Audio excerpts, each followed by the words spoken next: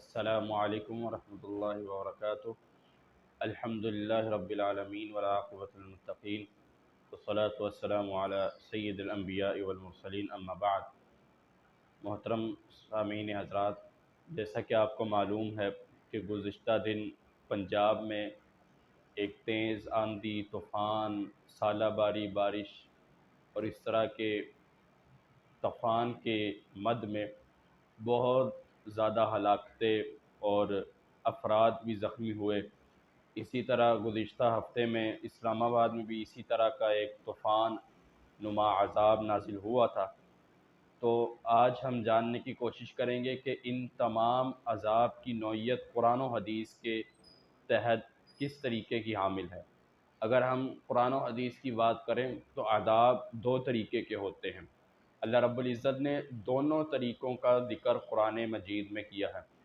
ایک عذاب ہوتا ہے جو اللہ رب العزت باعث رحمت، باعث برکت، باعث شفقت کے طور پہ نازل فرماتا ہے، جیسا کہ قرآن مجید کی آیت ہے اعوذ باللہ من الشیطان الرجیم ومن آیاتہ ان یرسل الریاح مبشرات بین یدی رحمتہ، یعنی ہم آپ کو ہوائیں بیچتے ہیں، آندیاں آتی ہیں جو رحمت کی بارشیں ہوتی ہیں، ان میں رحمت ہوتی ہے، یعنی کئی بارشیں، کئی طوفان، کئی آندیاں، کئی ژالہ باری، برف باری بطور رحمت کے بھی ہوتی ہے، اور اسی کے برعکس کئی آندیاں اور کئی طوفان بطور زحمت کے بھی ہوتی ہیں، وہ بطور عذاب بھی نازل ہوتی ہیں۔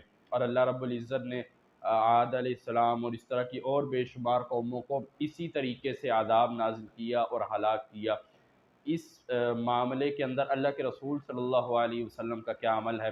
اللہ کے رسول صلی اللہ علیہ وسلم ایسے موقعوں کے اوپر گھبرایا نہیں کرتے تھے، پریشان نہیں ہوا کرتے تھے، بلکہ اللہ رب العزت کی طرف رجوع کرتے تھے، استغفار کرتے تھے اور اللہ رب العزت سے بخشش کی دعائیں مانگتے تھے۔ اللہ رب العزت سے جو چند مخصوص مسنون دعائیں مروی ہیں وہ کیا کرتے تھے، جس میں بے شمار اللہم انی اسألک خیرہا وخیر ما ارسلت بھی، اے اللہ میں تجھ سے خیر کا معاملہ طلب کرتا ہوں اور جو تو نے نازل کیا ہے اس میں بھی میں خیر چاہتا ہوں۔